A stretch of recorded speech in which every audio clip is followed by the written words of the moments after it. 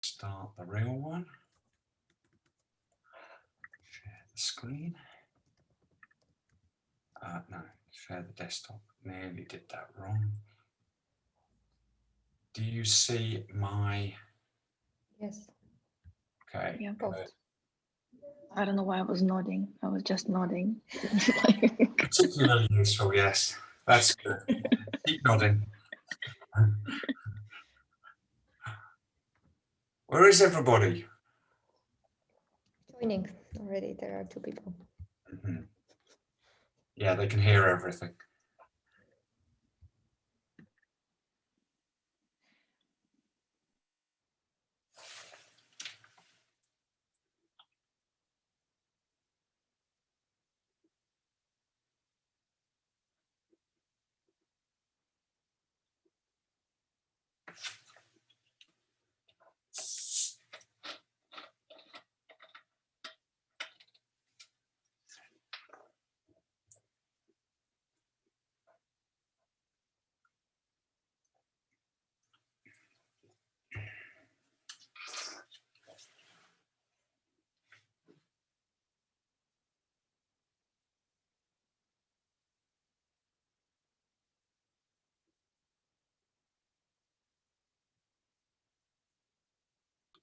So, hello everybody.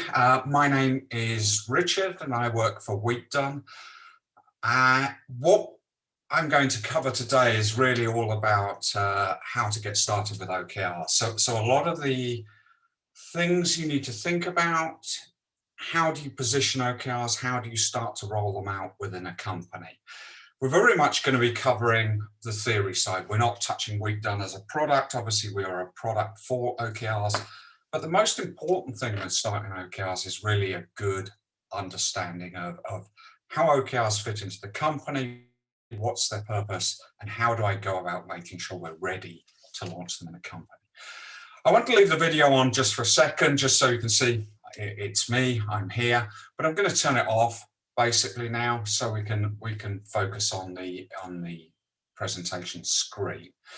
So let's get started. So what are we going to cover today? So really we're going to talk about the readiness to implement OKRs.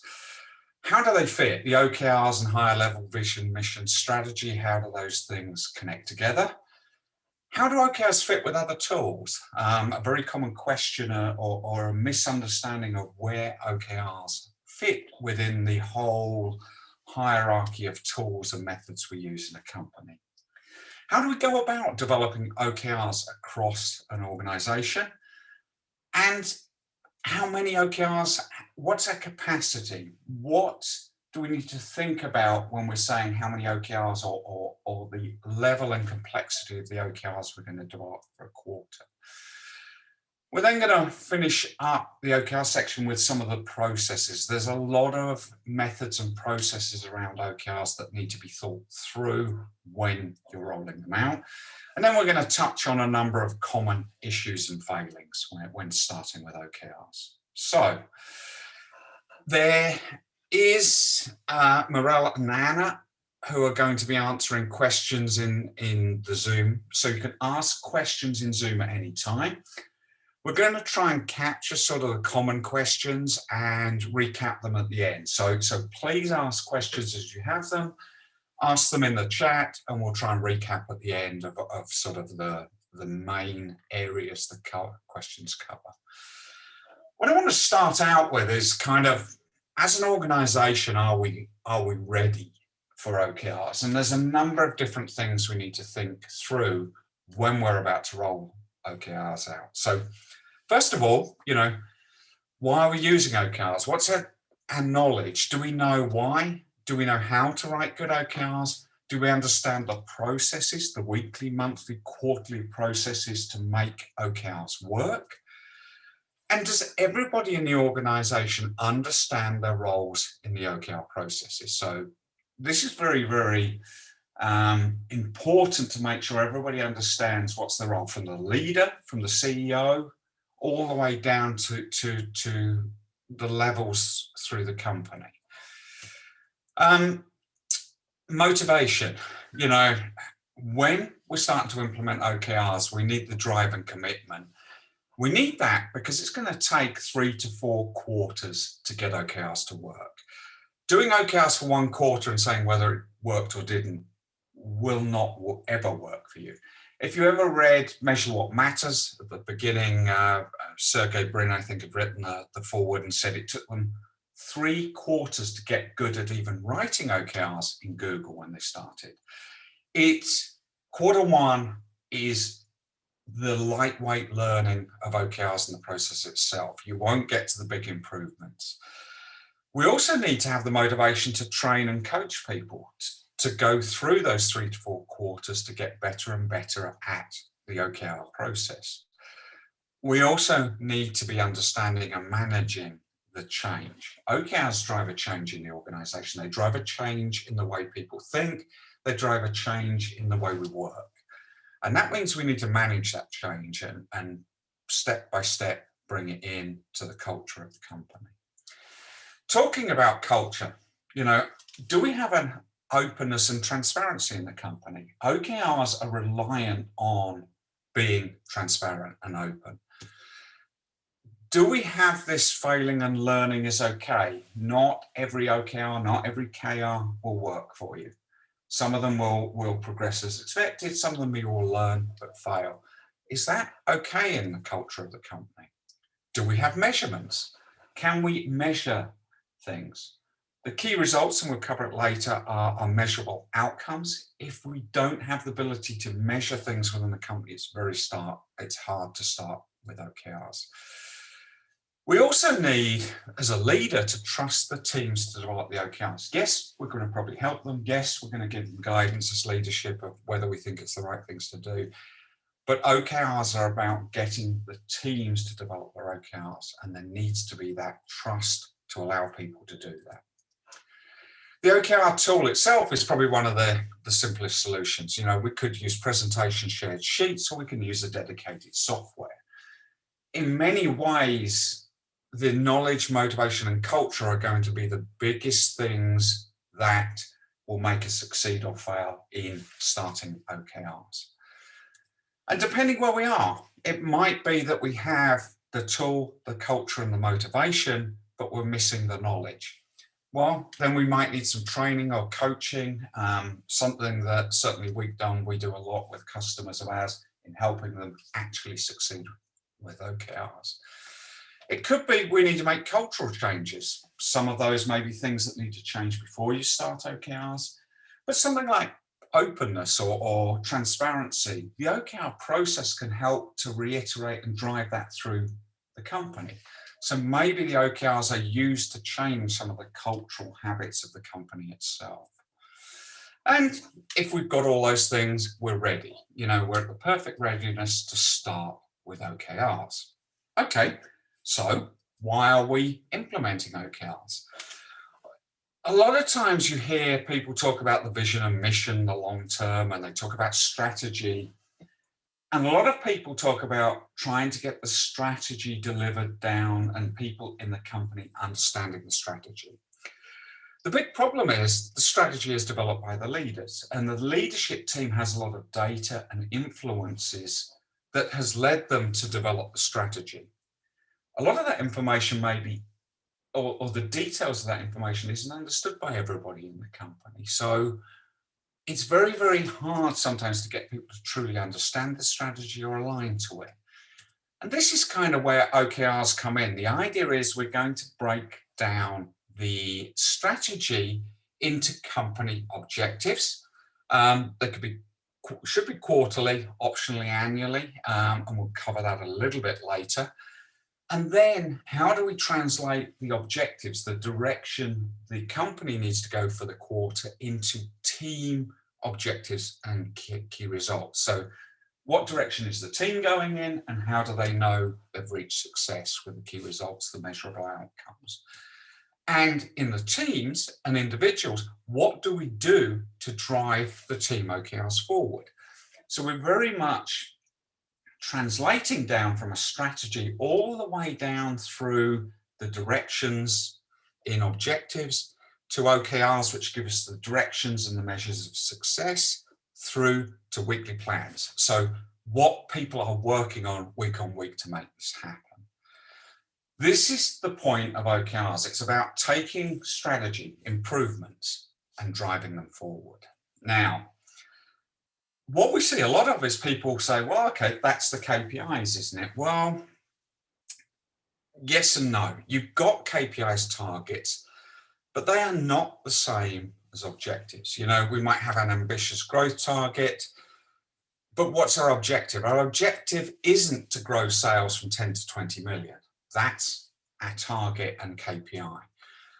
The objective is all about the direction. We're going to cover this in a little bit more. We're going to talk about writing an objective. An objective or a goal is a direction. It isn't a number. And I'll explain a little bit why in the future that KPI setting as objectives doesn't work. The big problem is KPIs and targets. They're not a direction. They're a desired performance. We need a direction to go to deliver that desired performance. The strategy to OKRs, the strategy is all about a destination. You know, we're trying to look at something in the future or a direction we want to go in the future. And the OKRs are really mapping the route we want to get there. A strategy might be 1 year in the future, it might be 2-3 years sort of vision in the future.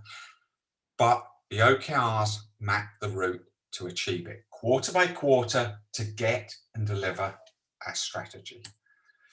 I want to talk a little bit about how OKRs fit in with existing tools. Commonly people say, well, we have project management, I don't need OKRs. All right, you know, we use CRM, do we need OKRs? The difference is they're very different purposes. If you think about most of the tools that are often used in companies, they're very executional. You know, I'm in a sales team, I use a CRM system, but it's very much about the day-to-day work. It's about tracking, managing customers. In the project teams, you know, and development teams, it's very much about project management tools. Those are managing the tasks and plans and the progress of the projects in the day-to-day world. And it could be, you know, ERP, MRP, performance management systems. They're all very much executional business as usual tools. You know, included in there, we've got KPIs, metrics, and targets, and they can be at the team level and often in the executional process tools. And they could be higher up at the company level as well. But they're different. The KPI metrics and targets are needed, but this is where objective and key results, the OKR methodology, fits in. This sits above the executional tools. This is how we drive the business forward. It's more about this, where are we going? Where are we improving? Where are we growing, changing, innovating? So we have these high-level executional tools. For example, you know, if I have a project and I'm working on completing the project, that should be driving some OKR forward at the higher level. And we'll talk about that in a little bit as well. But OKRs are the higher level, where are we going, how are we improving, which is different to the business as usual tools. It might be that the improvement is changing the way we use some of the day-to-day tools, but that is an improvement. It's something that sits above those tool levels. So I just want to summarize so far. We talked about organizational readiness to implement OKRs. You know, have we got the different elements ready for us to be able to successfully roll out OKRs? What drives the setting of OKRs? You know, how do we take that strategy down to objectives at the company level that set the bigger directions we want to go? And how do we then align the teams and the individuals within the teams all in that common direction? How OKRs fit in with existing tools. OKRs are not the same at project planning or executional tools. OKRs are sitting above and giving us the improvement focus we need. OKRs drive improvements. It's all about growth, change, innovation with OKRs. Again, just a reminder, you can ask questions if there's something not clear or you want to ask more in-depth questions, please ask them in the chat. So I want to kind of come back to an example here of developing company objectives. So, you know, let's say we're just moving into Q4 and, you know, we've got some very large growth targets. So we're looking to actually achieve 20 million in Q4. Wow. Huge growth, you know, a doubling over Q3. A lot of times we will see people say, okay, so company objective is sell 20 million Q4.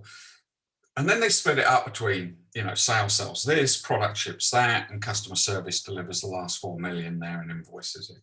And we rub our hands together and great, we've set everything up for the next quarter, off we go. The problem is here, we haven't really set any direction. You know, what we're trying to achieve is a growth correctly from 10 to 20 million. But how are we going to do that? If I just tell somebody increase your sales or we need to increase the sales by 10 million, it's not a direction, it's just a statement. We need to grow by 10 million.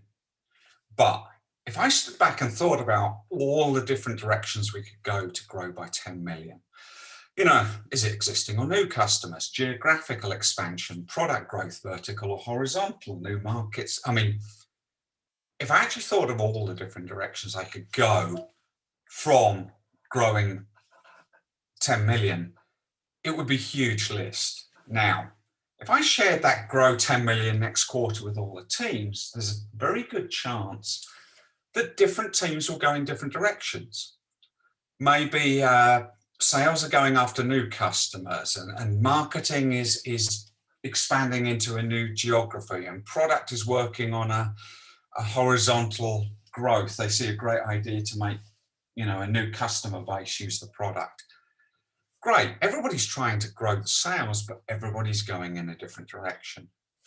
And setting that number only, there's a huge chance that everybody goes in a different direction. And there's been a lot of business examples where that has happened in companies where everybody is going a very different direction. There's no focus. There's no common alignment between the teams. So how should we do it? Well, we go away and think about it a little bit and we say, right, okay, our Q4 objective maybe should be more focused. So we're going to say the objective at the company level is increase the market share within North America for our product market, whatever that may be, to become number one. And the context, because I'm going to share this as a leader, this objective with the teams, I need to give them some context of why, whether I do that, you know, explain with them in a meeting or whether I send it out this way, up to you. But, you know, I've kind of concluded that we're not ready yet because of the cost to go global. We want to stick with our current market and geography that we're working with. And we want to make sure we've got the best product market fit or we've got the best sales marketing channels that are going to drive the business forward. So we set a very clear context of the bounds of growth or direction we need to go in for Q4. We share that with the teams and it's now much, much clearer for the teams on what would they do. What I've done is I've told them the direction I want to go in, the objective, but I haven't told them what to do. What I'm expecting from the teams is for them to go away and think about what could they do that would be the most impactful to increase this market share. And marketing have gone away and said, right, we want to increase the leads and brand awareness for North America. And then they've developed their key results.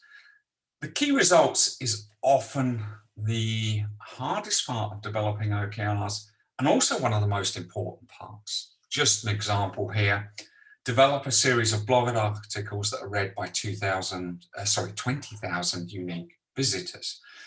You'll see a lot of examples written on the web where somebody will say, write 5 blog articles.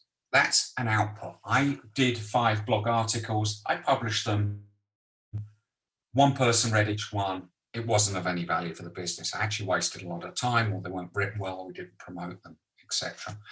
The key results should be the measurable outcomes. What is going to make the business change, or what does success look like? I want to get this number of unique visitors.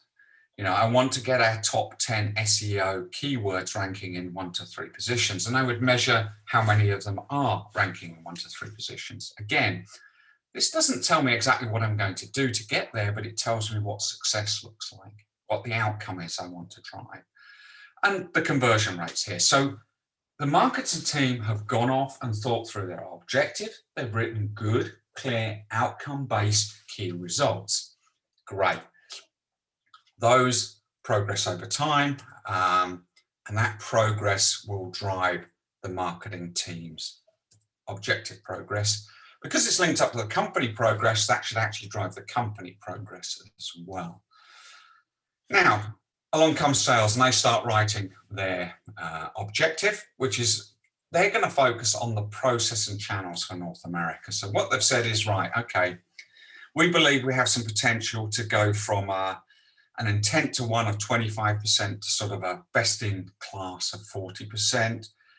We've got some gaps maybe in our sales. So we want to fill the gaps in, but success would be that we add a channel and we close a certain number of deals in this particular case.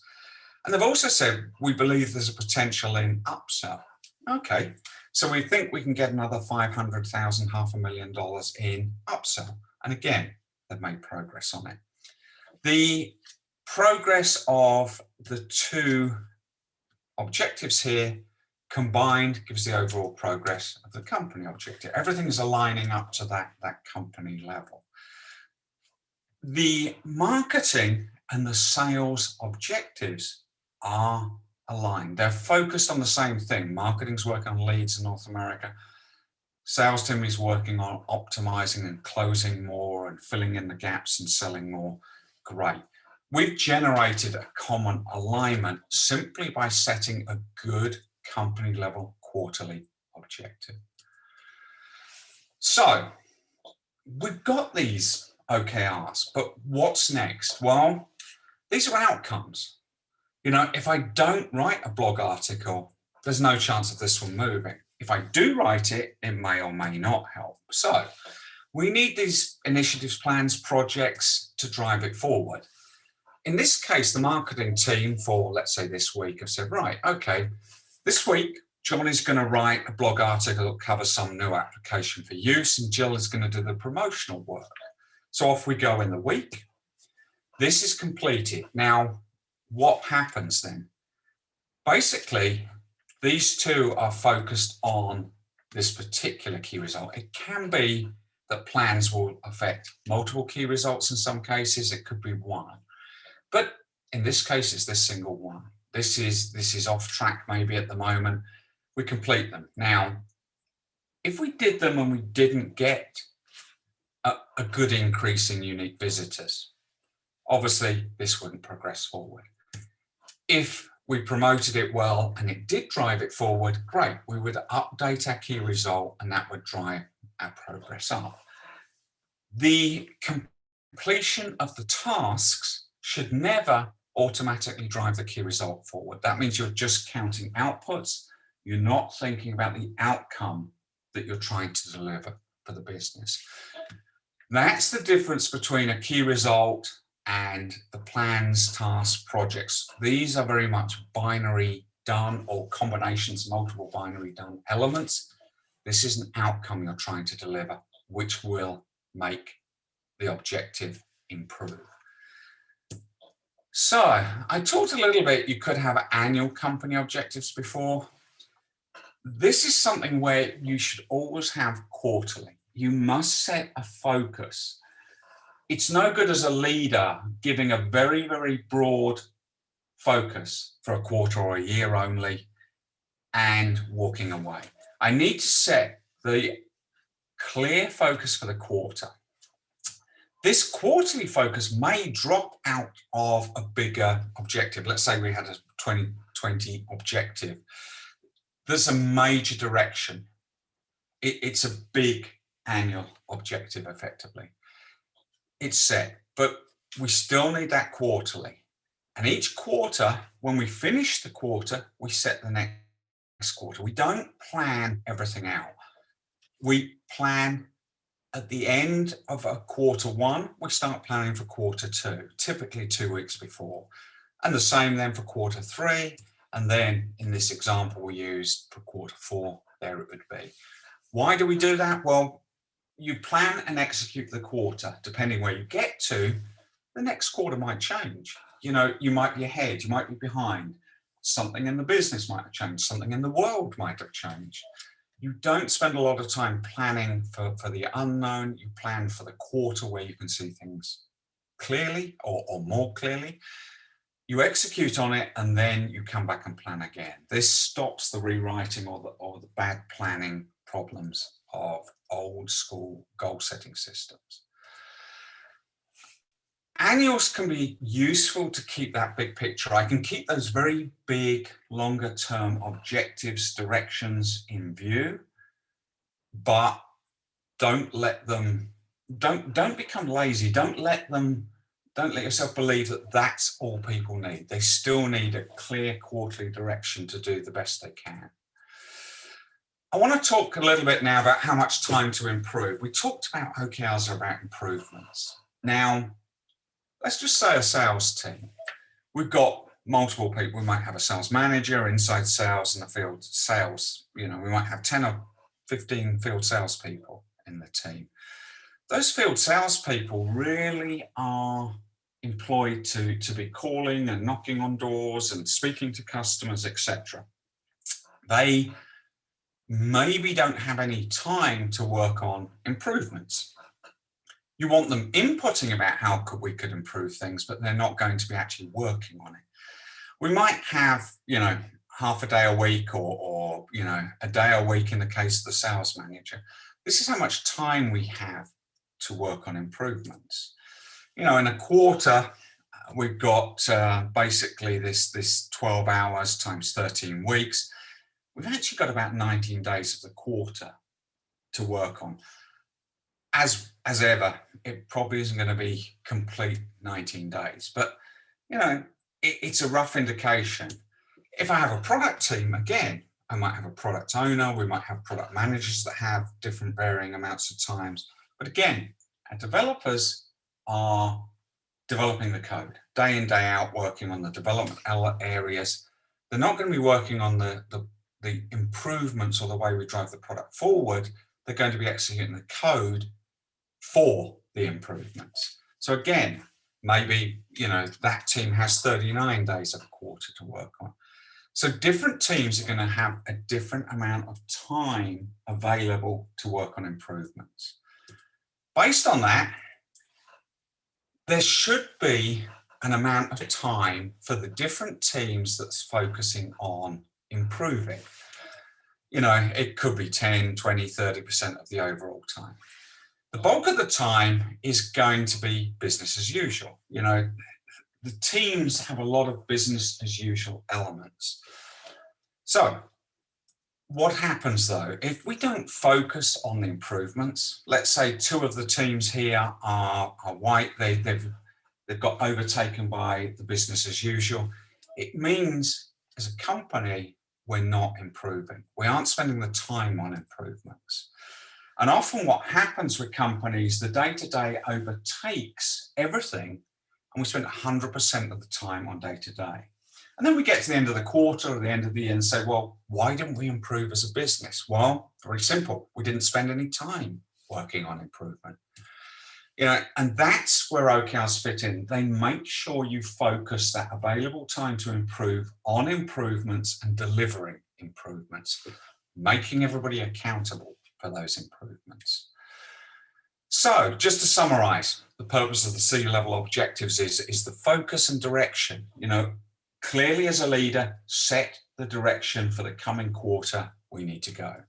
The teams set the objectives and the key results and align to the C-level objectives. The teams are working in a focused and common direction. The teams have developed good key results, outcomes driven from plans, initiative, projects, which are the outputs. That actually makes the OKRs exciting, interesting, and challenging for teams. It should be engaging when you develop OKRs. The OKRs there to ensure that you focus on improvements. It's making sure you improve. It's making sure you spend the time to improve the business, and everybody is focused on that in the right amount. Again, questions, please ask as we go along. I'm going to talk quickly here about the process of managing the check-ins of a team, and then we're going to come on to sort of the bigger, how do we do sort of monthly review and an end of month review. Let's start with a weekly team check-in. So as team managers need to be checking in weekly. We only have 13 weeks in a quarter. If we're not focused on driving plans, actions to drive our OKRs forward, we'll very quickly get off track. But what does it mean? And it's really about 3 steps. The first one is the OKR status. Are we on track or off track or at risk? You know, we have our measures of our OKR for the team. Did we action plans? Did it move it forward? Did it move it forward by enough? Did we execute on the plans that we planned to do? What did we learn from that? You know, did we learn what worked, what didn't work? How should we do it differently? And then set the plans for the following week. Often this is done in a meeting, or at least discussed in a meeting. The setting of plans can be done by the individuals at any time in the week, but you should review it as a whole team. And one of the things that's very important with OKRs is getting these discussions going. If we're setting the plans for next week, some of the discussions about where do we have problems, what worked, other ideas, it's very good to do as a team. That's an example where maybe a field sales person can give an idea of big improvements for efficiency to the manager and the inside sales that could really help you test out or try something new. If we come to the monthly, so every month or every 6 weeks, and again at the end of the quarter, we really should make sure that the teams present their OKRs to the whole company. The real idea here is making people accountable, but also sharing, making sure people fully share what's worked, what hasn't worked. Again, you're trying to stimulate discussions and thoughts about how to improve the OKR process, but also other teams to learn what's worked and works well within the company. You know, and basically it's about reviewing the progress. How do we do so far? Let's say for the first month or the first 6 weeks. Was there problems with the OKR set? Is the team satisfied with the results? What did we do? What were the elements we worked on? What worked and what didn't? Where did we learn? Where did we fail? These are great things to share with everybody because often others will learn and can take that information and use it to improve what they do. And then what do we learn? There's learnings from the OKRs. There's also learnings from the OKR process. We talked earlier, it's going to take, 2, 3, 4 quarters to get good at OKRs, and making sure everybody kind of shares their learning and their insights on the process itself is very important. Might be, what should our team start and stop doing and continue? But again, this is about the team sharing with all the other teams what they've learned, how they're doing, and how they're progressing things. Kind of holds everybody accountable, but also a great way to learn as an organization. I kind of want to move on now to some of the common issues and failings, and we're just going to basically walk through 4 areas here. So the first one is the intent of treating OKRs as a scoring method. When a lot of people start, they tend to treat OKRs very mechanically as the number, the percentage progress of this objective and key results. This is everything. It's important, but it's not the only thing. I mean, the progress percentage might depend how ambitious the key results were. One team with 80% actually might have a lot less impact on the business than another team that's achieved 50%. One team might have really stretched themselves. One team might be very conservative. One team might be going into the unknown, doing something that's never been done before in the business. Another one might be improving a process or an area of the business. You shouldn't take OKRs as a scoring. The important thing with OKRs is often the discussions, the learnings, and how do we keep it moving forward? How do we understand that we did the right things? Did we rapidly try out new ways to drive it forward? Trying and failing. You know, within Weekdone, we've had some great OKRs that have really helped us, but reached 30% by the end of the quarter. You know, we tried many different things to get the key results working, but we learned a huge amount that helped us for the next quarter change the direction we went. You know, failing is okay. The failing has to be accompanied by learnings. You know, if you fail and learn a lot, great, that's good for the business. If I failed and didn't learn anything, yeah, we might have a problem. The big thing is this discussions and motivations for the team. You know, if I've got some good OKRs that are getting people to think how they do things, how they improve things, the way they work, and they're driving the business forward, that is what's important. It's also for the team and the team members, it's a lot more energizing. It's a lot more interesting for them to be working. Another big one is first quarter, people add way too many OKRs, they start linking things together and they make it hugely complex to the point where they don't understand anything and nobody else understands anything.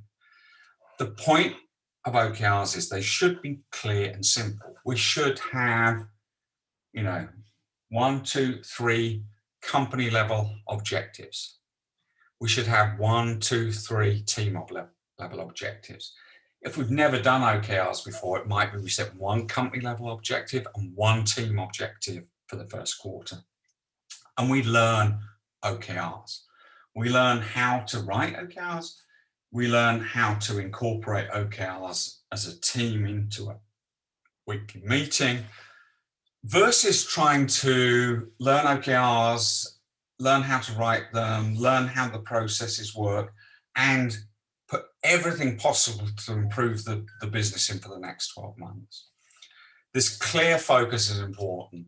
Most companies will never get more than 3 objectives. A team is very rare, and there's a very large team, to ever be able to do 3 objectives in a quarter.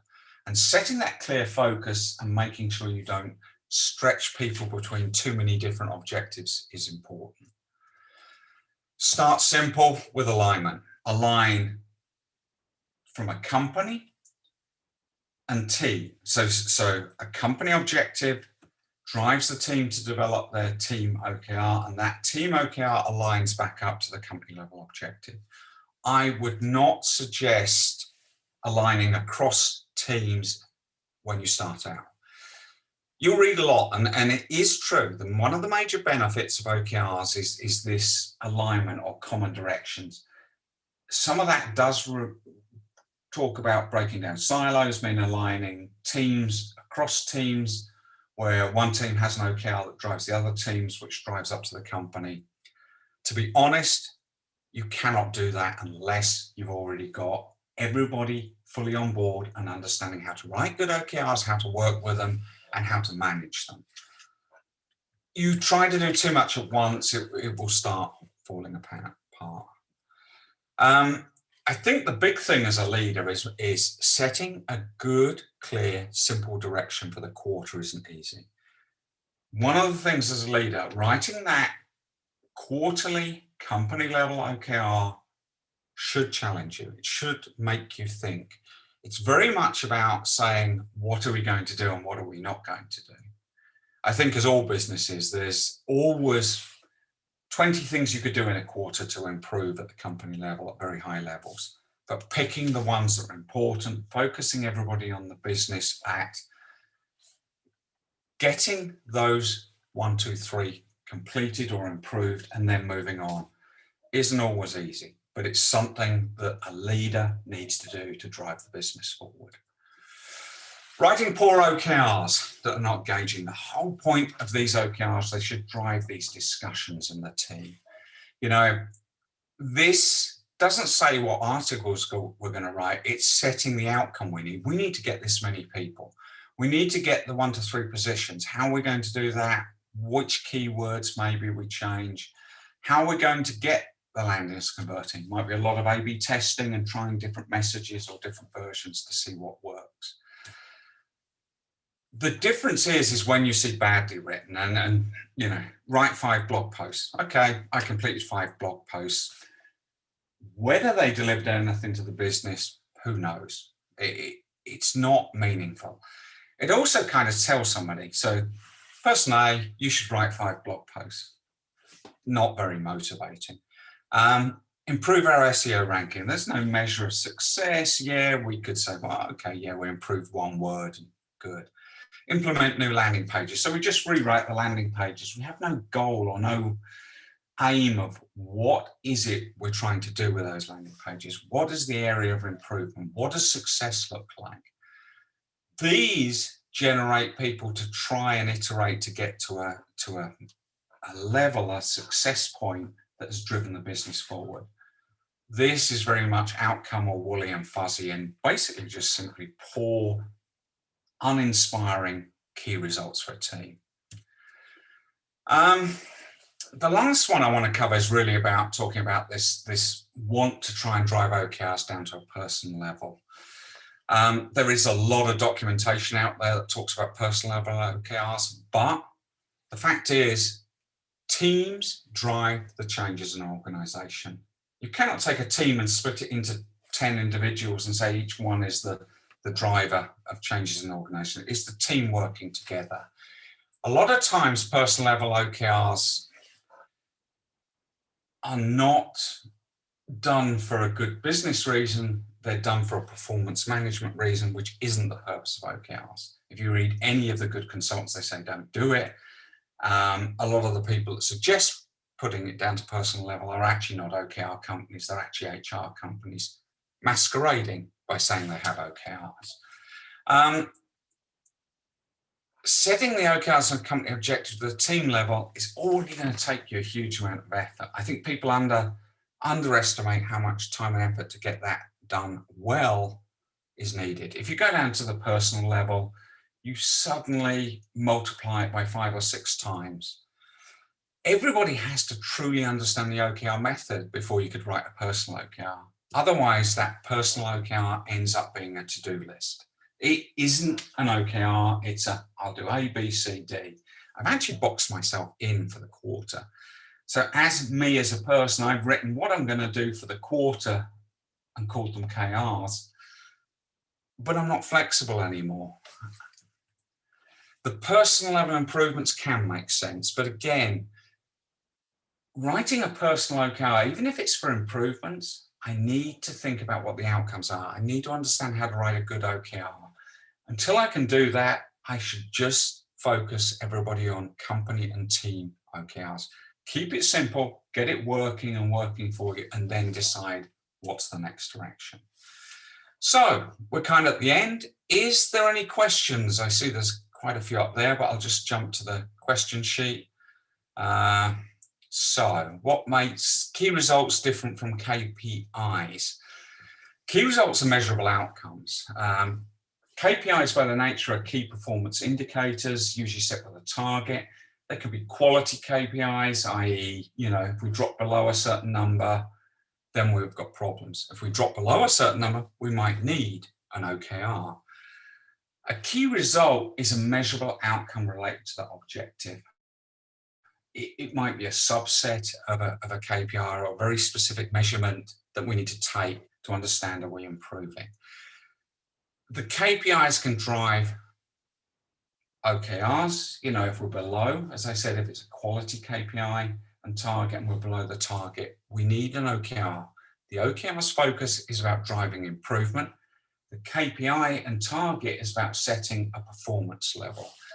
The two are related, but they're not the same thing. Would you not suggest having company level KRs? I wouldn't.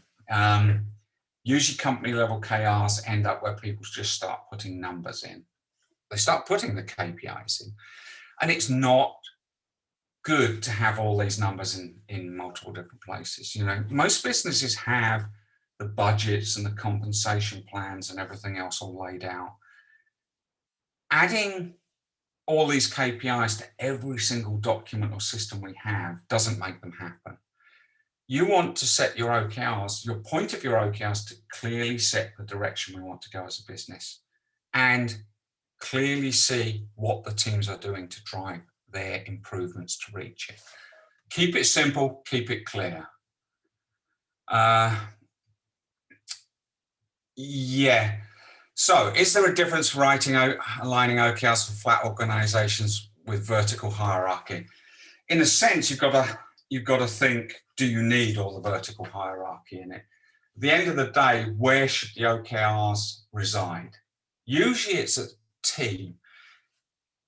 Is it multiple teams together? You know, I've sometimes seen product teams where you need product OKRs, but we might have an engineering team, a product management team, you know, a tech dev team, and 5 or 6 teams under that.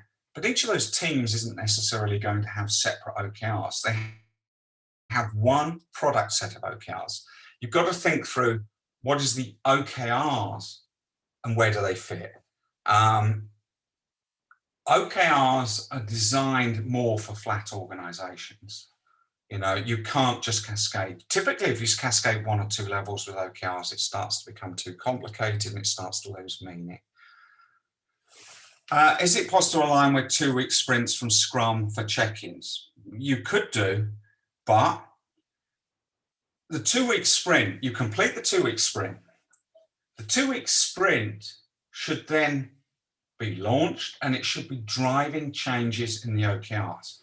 Checking those OKRs week on week and updating them still should be done.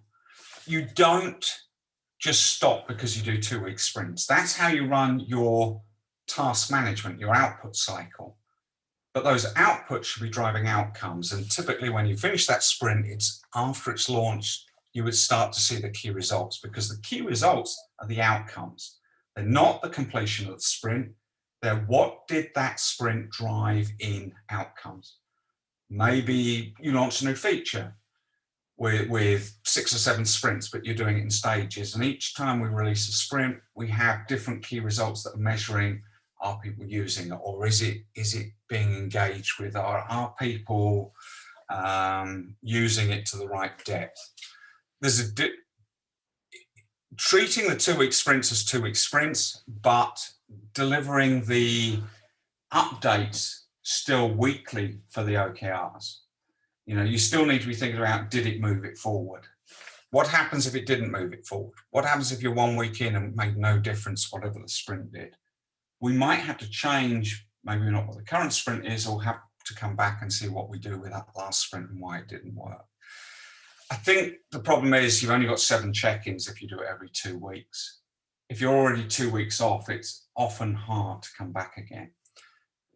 You could do the full team check-in, but let's say the product manager updates the key results every week. So it's not fixed, but a Scrum 2-week sprint is for the Scrum cycle. The OKR cycle is weekly. Does that make sense, I hope? Was there any other questions? I see there was a lot of chats. OKRs are focused on specific. No, they're not.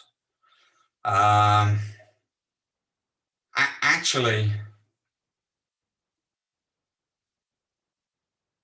in a sense, okay, all good. Cool, good. So if anybody does have more questions, you can email us at hello@weekdone, or you can drop me an email at richard@weekdone.com.